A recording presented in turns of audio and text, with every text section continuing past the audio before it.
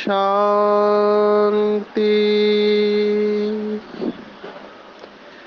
आज 15 अप्रैल 2023 भारत में शनिवार है। Today is 15th April 2023 and it's Saturday in Bharat. आज की मुरली का जादुई रहस्य स्वयं को प्रेरणा देने के लिए magical secrets of today's Murli for motivating the self. आज की पूरी मुरली बाबा ने जबरदस्त धारणा के बारे में बताई है। बहुत कम अव्यक्त मुरलियाँ है या साकार मुरलियाँ है जिसमें सात बातें आई हुई है। तो आज की मुरली में बाबा ने विशेष 7 बातों के बारे में बताया है। कंसिस्टेंट प्रश्न है। कल के मुरली का प्रश्न था ऊंचे ते ऊंचा पुरुषार्थ जो तुम बच्चे ही कर सकते हो। आज भी वही प्रश्न है, ऊंची अवस्था बनाने की विधि क्या है और उसके लिए किन बातों का ध्यान रखना है। एक एक बात की गहराई में जा सकते हैं। मुझे विश्वास ही नहीं, निश्चय भी है कि बाबा के कई सारे बच्चे बहुत अच्छी तरह से मनन चिंतन करते हैं। जैसे एग्ज़ाम की फाइनल डेट नज़दीक आती है तो बच्चे पढ़ाई में लग जाते हैं। तो मैं देख रहा हूँ जैसे यज्ञ आगे बढ़ता जा रहा है तो ज़बरदस्त पढ़ाई पढ़ रहे बाबा के बच्चे। बाबा ने हमेशा कहा है कि रेस करना है लेकिन रीस नहीं करनी है, ईर्ष्या नहीं करनी है, लेकिन एक दो की विशेषता से प्रेरणा लेनी है और अपने आप को आगे लेके जाना है। आज बाबा ने फिर से कहा कि किसका योग अच्छा रहता है। देखो स्वयं भगवान कह रहा है कि मेरे सभी बच्चे हैं, कुछ डायरेक्ट है कुछ इनडायरेक्ट। मैं हमेशा मुरली के ऊपर मेडिटेशन में ये शब्द इस्तेमाल करता हूँ कि हम डायरेक्ट ईश्वरीय संतान हैं। पूरी दुनिया भगवान के बच्चे हैं, लेकिन कुछ लोगों ने उनको पहचान लिया। जिसे बाबा के शब्द है कोटों में कोई और कोई में भी कोई। तो 800 करोड़ में से कुछ लाख एक बच्चे बाबा के हैं। अभी 10-15 लाख हो गए होंगे, एग्जैक्ट फिगर तो हमको पता नहीं। तो उन लाख में भी कोई है जिनका योग बहुत अच्छा है। और वो कौन से बच्चे हैं? तो बाबा हमेशा याद करता है और जिनकी महिमा करता है। स्वयं भगवान कह रहा है, मतलब उसका महत्व है कि जो बांधेली माताएं हैं उनका योग सबसे अच्छा रहता है। कभी मिले नहीं है, कभी देखे नहीं है, लेकिन बाबा ने आज उनकी मुख की बात कही कि बांधेली माताएं क्या बोलती है बाबा से। तो बाबा ने कहा कि बांधेलिया बहुत लव से याद करती है, पता नहीं कैसे अपने को छुड़ा कर आती है। अभी ये कौन कह रहा है? भगवान कह रहा है, जो खुद मदद करता है और फिर कहता है पता नहीं कैसे अपने को छुड़ा कर आती है। उन्हों का जितना लव रहता है उतना और बच्चों में नहीं है। भगवान ने रिजल्ट बता दिया। अब ये सृष्टि का नियम है कि जिसको जिस चीज से रोका जाता है, जैसे लौकिक में हम देखते हैं लौकिक में भी हद के आशिक माशिक होते हैं। अगर उनको रोकते हैं घर वाले तो और तड़पते हैं एक दूसरे की याद में। जिनका सच्चा प्यार है एक दूसरे से, बाबा हमेशा आशिक और माशिक की बात, माशुक की बात करता है, लैला मजनू की बात करता है।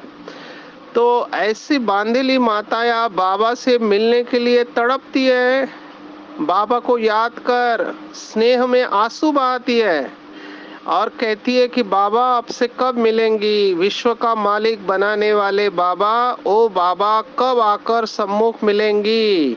ऐसे बहुत प्रेम से बाबा को याद करती है।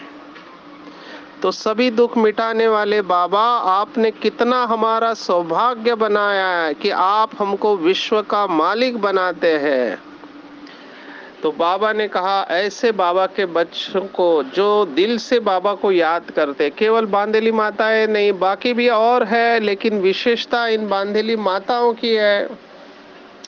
यज्ञ की कहानी जब हम सुनते हैं तो रोंगटे खड़े होते हैं कि कैसे इन्होंने बाबा की मुरली को पाया। आज तो ओपन सोर्स डॉक्यूमेंट है, सहज इंटरनेट पे मुरली मिलती है, लेकिन आप सोचो उस समय ब्रह्मा कुमारी में जाने से लोग डरते थे, जाने से रोक दिया जाता था, और कैसे कैसे मुरली इन बांधेली माताओं को मिलती थी। तो बाबा से याद करती थी, बातें करती थी, और बाबा उन बातों का रिस्पॉन्ड देता है।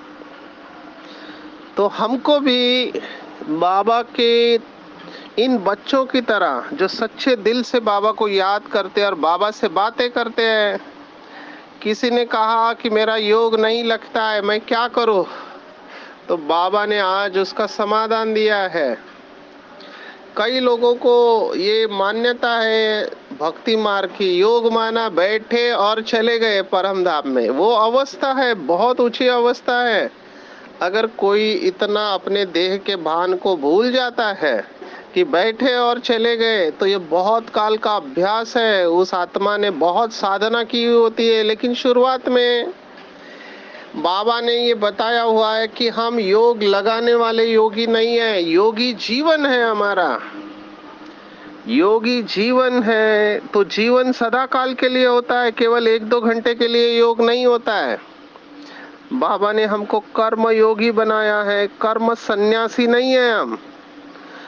तो बाबा ने आज 7 बातें बताई है। एक एक बात की गहराई में जाना है कि ऊंची अवस्था बनानी है तो नंबर 1 नष्ट मोहा बनने की हिम्मत रखनी है। बहुत बड़ी है, चैलेंज है ये। संपूर्ण अवस्था है नष्ट मोहा, माना मोह समाप्त हो जाना चाहिए, न व्यक्ति में न वस्तु में वैभव में। दूसरा चार्ट रखना है। क्या चार्ट रखना है? तो बाबा को याद करते समय उनसे क्या क्या बातें की, ये भी बहुत डीप बात है। आज बाबा ने उस बातों का एग्जाम्पल बताया कि बांधेली माता है, क्या बातें करती है और कितना समय याद किया। तो क्या बोला बाबा से और कितना समय बाबा से याद किया। तीसरा, नींद को जीतने वाले बनना है। ये बाबा ने बहुत बार मुरलियों में कहा है, जिसका यादगार लौकिक भगवत गीता में भी अर्जुन को निद्रा जीत कहा गया है, गुड़ाकेश कहा गया है।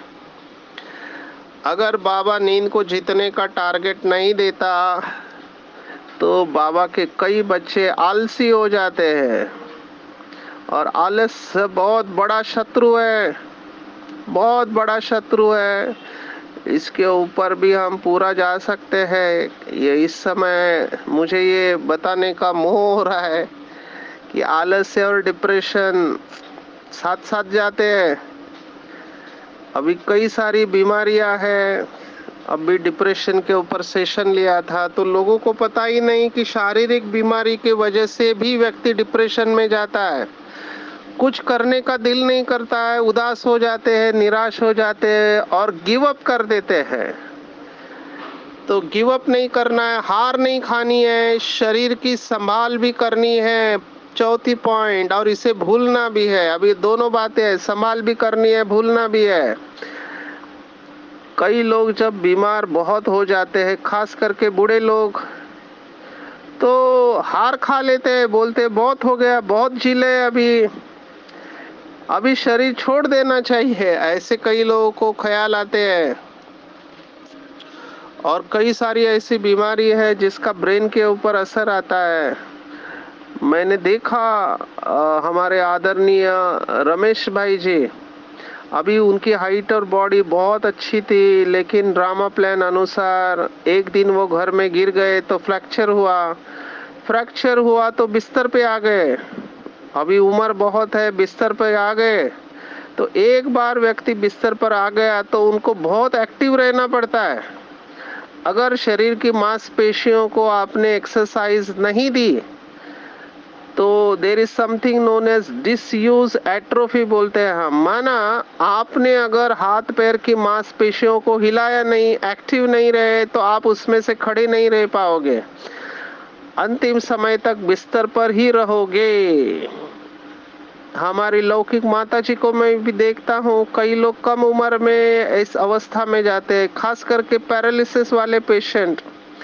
अभी वो सोना ही चाहते हैं क्योंकि ब्रेन के ऊपर असर आता है। जब ब्रेन के ऊपर असर आता है तो ब्रेन सिग्नल देता है बस अभी मेरी हिम्मत नहीं रही, मैं कुछ नहीं कर सकती हूँ, तो हार खा लेते हैं। मैंने देखा दादी जानकी को मिलने आई थी हमारे आदरणीय रमेश भाई से, उन्होंने बात किया। अभी देखो 100+ दादी जानकी रमेश भाई से बात कर रहे हैं कि आप खड़े रहो, हिम्मत रखो। तो फिजियोथेरेपी वाले आते थे क्योंकि फिजियोथेरेपी वाले इन सब मांसपेशियों को एक्सरसाइज कराते हैं। अभी बहुत जरूरी है। अभी लेटेस्ट रिसर्च ये हुआ इसके ऊपर संशोधन की जो लोग बिस्तर पर आते हैं, अगर वो अपनी हाथ पैर की मांसपेशियों को नहीं हिलाते हैं तो मांसपेशियों से निकलने वाले केमिकल निकलना बंद हो जाते हैं। अभी ये पता चला है कि जो लोग नियमित रूप से एक्सरसाइज करते हैं तो उस एक्सरसाइज में मांसपेशियों से केमिकल रिलीज होता है जिसको कहते हैं होप मॉलिक्यूल, माना आशा का रासायनिक पदार्थ। उनको उनके अंदर जीने की इच्छा रहती है, ये अभी लेटेस्ट साइंस कह रहा है। तो दादी जानकी ने उनको मोटिवेट किया, लेकिन ड्रामा प्लान अनुसार वो ये कर नहीं पाए। तो ऐसे बहुत सारे पेशेंट हैं जो बिस्तर पर आ जाने के बाद उनको अर्ली मोबिलाइजेशन सीखना चाहिए। डॉक्टर भी ध्यान में रखते हैं कि अर्ली मोबिलाइजेशन माना हॉस्पिटल में ज़्यादा दिन रखने का नहीं, उनको तुरंत वहां से निकालने का। नहीं तो फिर शरीर को एक बार आराम करने की आदत लग गई तो फिर उसमें से निकलना बहुत मुश्किल हो जाता है। बाबा ने इसको स्वभाव कहा हुआ है, स्वभाव के वशीभूत होना नहीं है। आज बाबा ने कहा है, मेरे पास ऐसे कितने बच्चे हैं बाबा के और बाहर के जो आराम पसंद है, जिनको मेहनत होती नहीं। वो कहते हैं हम बैलेंस में चल रहे हैं, एक्चुअली होते डिप्रेशन में है। हमारे पास एक भाई है, उसे मेहनत होती ही नहीं है, बहुत धीरे से चलेगा, बहुत धीरे से सब कुछ करेगा। तो उनको हमेशा शरीर में कहीं ना कहीं दर्द रहता है। डॉक्टर के पास गए दर्द का इलाज करने, अभी डॉक्टर को भी समझ में आ गया, उन्होंने उसको डिप्रेशन की गोली लिख दी है। पर वो आत्मा समझती है कि मेरी अवस्था बहुत अच्छी है। तो कई बार ऐसे होता है कि हमको आराम पसंद नहीं बनना है, तो शरीर को संभालना है लेकिन भूलना भी है, इसमें फंसना नहीं है। दैवी स्वभाव बनाना है, देवताओं जैसा स्वभाव होना चाहिए। देवताएं कभी किसी को दुख नहीं देते हैं। देवताओं का गायन है, अप्राप्त वस्तु नहीं कोई देवताओं के खजाने में। अपवित्रता की अविद्या होती है देवताओं में। तो हमको ये संस्कार यहाँ बनाने हैं।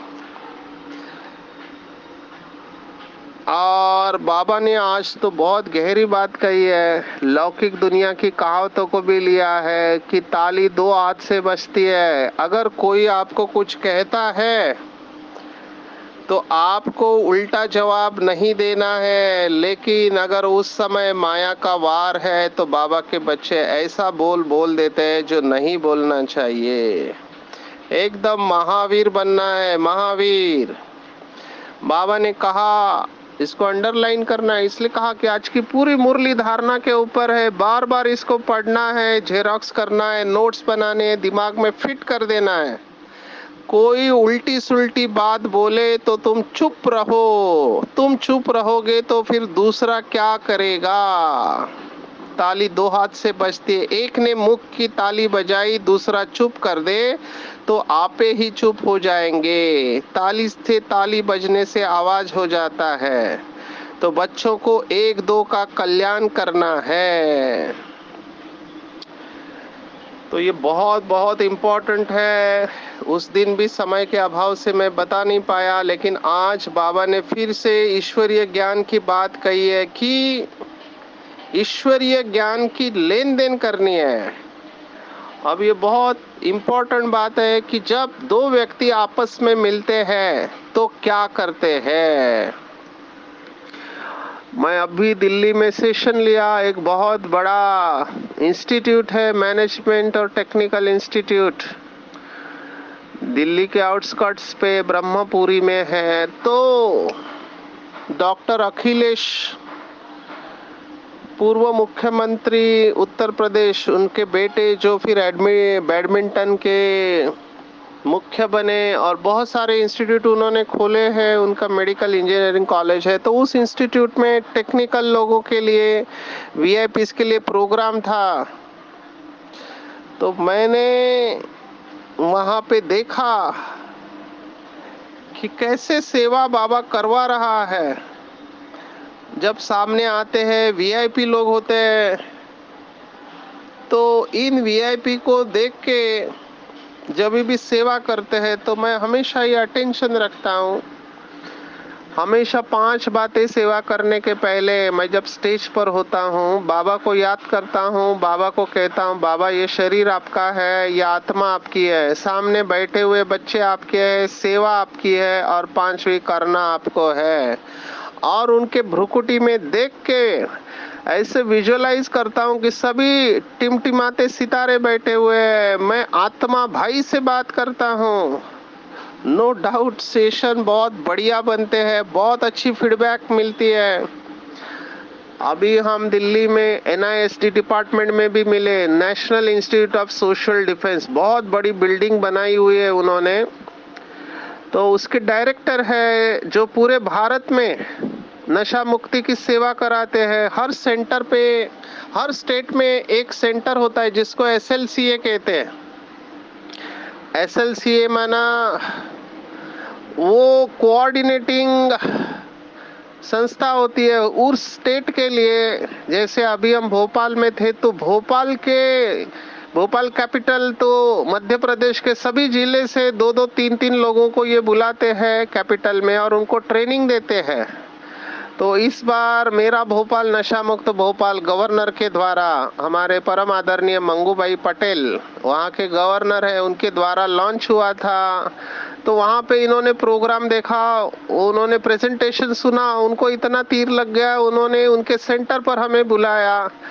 वहाँ पर भी उनको और तीर लगा और उन्होंने कहा हम 2 दिन का ट्रेनिंग आपके सेंटर पर, ब्रह्मा कुमारी रिट्रीट सेंटर पर रखना चाहते हैं। फिर पूरे मध्य प्रदेश के भाई बहने ब्रह्मा कुमारी सेंटर पर आए। ये सब मैं आपको सक्सेस स्टोरी बहुत सुना सकता हूँ कि कैसे बाबा बच्चों को यूज करता है, लेकिन इसके जड़ में क्या है कि सामने वालों से जब भी बात करे, मैं आत्मा भाई से बात कर रही हूँ। आत्मिक दृष्टि पक्की होनी चाहिए। जब आत्मिक दृष्टि पक्की है तो ऑटोमेटिकली बाबा का ईश्वरीय ज्ञान का तीर लग जाता है। मैं अपने आप को ये चेक करता हूँ कि अगर 30 दिन में मैंने समझो एक दिन में 2 भी प्रोग्राम किए तो 60 प्रोग्राम महीने के होते हैं। तो उसका रिजल्ट क्या रहा, आउटकम क्या रहा, कितने बाबा के बच्चे बने, कितने लोग सेंटर पर आए, बाबा की क्या सेवा हुई। तो अपने आप को इवेल्युएट करते हैं तो देखते हैं कि हिट एंड मिस हमारे अंदर कितनी ताकत है, बाबा का ज्ञान हम कितने कुशलता से दे पाते हैं, युक्ति से दे पाते हैं। तो मैं देखा कि औरंगाबाद में ये जो निमित्त आत्मा जो है औरंगाबाद की शीला दीदी, उन्होंने जो प्रोग्राम रखे उसकी रिजल्ट मैं देख के हैरान हूँ। बहुत बढ़िया, हर एक तालुका में या औरंगाबाद शहरों में उन्होंने प्रोग्राम रखे, तो बहुत भीड़, बैठने को जगह नहीं, इतनी भीड़। और महाराष्ट्र है तो वहाँ मराठी चलता है, लेकिन बहनें हमारी हिंदी में बोलती है, लेकिन अभी उसका नाम बदल दिया गया है। पहले औरंगाबाद था, अभी छत्रपति संभाजी नगर हो गया है। तो ऑफ कोर्स हर एक को अपनी मातृभाषा में सुनना अच्छा लगता है, तो मराठी में ज्यादा समय पर सेशन हुए, तो मैंने देखा कई सारे बाबा के बच्चों ने वहां पर कोर्स करना चालू किया, आवाज फैल गया। और वहां पे एक फार्मास्यूटिकल कंपनी का हेडक्वार्टर है, R&D है वोखाड फार्मा का, तो उनके साइंटिस्ट के साथ भी इंटरेक्शन हुआ, उन्होंने भी अच्छा रेटिंग दिया। कहने का मेरा भाव है कि अगर हम सामने वालों की नब्ज को पकड़ते हैं और दृष्टि हमारी आत्मिक है, तो बाबा अपना काम कर देता है। यही लौकिक भगवत गीता का 4था अध्याय है, हमने कुछ दिन पहले ही देखा। 4था अध्याय ज्ञान कर्म संन्यास योग, और उसमें 42 श्लोक है। There are 42 verses in 4th chapter of Bhagavad Gita. और उसमें जो बात बाबा ने बताई है, सॉरी, लौकिक भगवत गीता में भगवान वाच है 36 से 42 श्लोक, 36 और 4 माना ये 7 श्लोक है, पूरे ईश्वरीय ज्ञान के ऊपर है कि पापियों में से भी पापी है, तो ज्ञान रूपी नौका में बैठकर आप उस पाप समुद्र से भली भांति तर जाओगे, ऐसी लौकिक भगवत गीता कहती है। और आज यही बात देखो, पहले तीनों पैराग्राफ आज के साकार मुरली के बाबा ने इसी फ्लो को टच किया है। पहले 3 पैराग्राफ, पहला पैराग्राफ बाबा ने कहा तीसरा नेत्र खुलता है, जबरदस्त खुराक, श्रीमत पर सबकी रूहानी खातिरी करना है। और रूहानी खातिरी माना क्या? ईश्वरीय ज्ञान के आधार पर। फिर बाबा ने तीसरे पैराग्राफ ने कहा कि ये नैया कोई एक नहीं है, क्योंकि वो गीत है कि खिवैया नैया को पार लगा दो, मेरी नैया पार लगा दो। तो नैया कोई एक नहीं, सारी दुनिया जैसे एक बड़ा जहाज है, उनको उनसे पार ले जाते हैं शिव बाबा। यही ये श्लोक है 4थे अध्याय का 36वां श्लोक। हमारे में से भी कोई होगा जो द्वापर युग में शास्त्र लिखेगा, क्योंकि हमको याद आएगा कि भगवान ने हमारी नैया को पार लगाया था। किस आधार पर? तो श्रेष्ठ ईश्वरीय ज्ञान के आधार पर। इसलिए ये श्लोक आया है। इसलिए मुरली को थोड़ा गहराई से समझेंगे तो पता चल जाएगा कि पूरी लौकिक भगवत गीता को, लेकिन बहुत सिंप्लीफाइड फॉर्म में, बहुत सरल करके बाबा बताता है। फिर आज बाबा ने विशेष महामंत्र को भी याद किया है। हम सब जानते हैं महामंत्र है मन मना भव। मन मना भाव 2 बार आया है लौकिक भगवत गीता में, 9वें अध्याय का 34वां श्लोक और 18वें अध्याय का 65वां श्लोक है। मन मना भव मद भक्तो मध्या जीमा नमस्करो। क्योंकि जब तक मन परमात्मा में स्थित नहीं होगा, जब तक मन परमात्मा में स्थित नहीं होगा, तब तक शक्तियां नहीं आएगी, तब तक नष्ट मोहा नहीं बन सकते, तब तक स्वभाव दैवी नहीं होगा, तब तक डिफेक्ट से परे हो नहीं सकते, तब तक खुशबूदार फूल हो नहीं सकते हैं। तो उसके लिए मन मना भाव होना बहुत जरूरी है। रूहानी ड्रिल का अभ्यास करना है, तभी ये सब बातें आएगी, नहीं तो बहुत मुश्किल है। आज बाबा ने बहुत अच्छा शब्द इस्तेमाल किया है कि कितना वंडरफुल ज्ञान है। बाबा भी वंडरफुल है और बाबा का ज्ञान भी वंडरफुल है, जो और कोई बता नहीं सकता। विशेष मेरे पास बहुत बीमार पेशेंट्स के फोन आते हैं, मैं समझ सकता हूँ बीमारी में बहुत डर रहता है, कुछ लोगों को दुख भी रहता है, उदासी भी आ जाती है। आपको अभी कोविड का सुनाते हैं। कोविड में हमने ऐसे ऐसे अनुभव देखे। एक भाई का रामायण कंठस्थ था, लेकिन जैसे उसको कोविड हुआ तो कोविड का एक इफेक्ट है कि कोविड से मेमोरी के ऊपर असर आता है। तो वो कहता है मुझे कुछ भी याद नहीं आता है, कोविड से मेमोरी उसकी चली गई है। तो ये सब होता रहेगा, बहुत दुख की बात है। इसको हम टेक्निकल भाषा में कहते हैं पोस्ट कोविड कॉम्प्लिकेशंस। किसी को हार्ट के ऊपर असर आता है, किसी को लंग के ऊपर असर आता है। तो हम बहुत सजग रहते हैं डॉक्टर्स, हम ध्यान रखते हैं क्योंकि हमारा ट्रैवलिंग बहुत हो रहा है। तो अभी थोड़ा प्रोटोकॉल टाइट कर रहे हैं, हम फिर भी अलर्ट रहते हैं, लेकिन पहले जैसा डर रहा नहीं कोविड का। लेकिन हम ध्यान रखते हैं कि चारों तरफ ये सब अभी होने वाला है। तो मैं सभी भाई बहनों को ज़रूर ये कहना चाहूँगा, being a person giving services in mental health, मानसिक स्वास्थ्य में सेवा देने के निमित्त हूँ, तो मैं आपको एक बात ज़रूर कहूँगा, जो भी चारों तरफ हो रहा है, प्रकृति में, वायुमंडल में, रिश्तों में या पॉलिटिकल सिचुएशन है, इन सब का हमारे मन के ऊपर असर आता है। तो जब मन के ऊपर असर आता है इसका, तो हर एक व्यक्ति अपने तरफ से कोशिश करती है। फर्स्ट थिंग आपकी चली जाएगी, वो खुशी चली जाएगी, डर उत्पन्न होगा, इनसिक्योरिटी, ये सब भावनाएं अंदर उमड़ सकती है।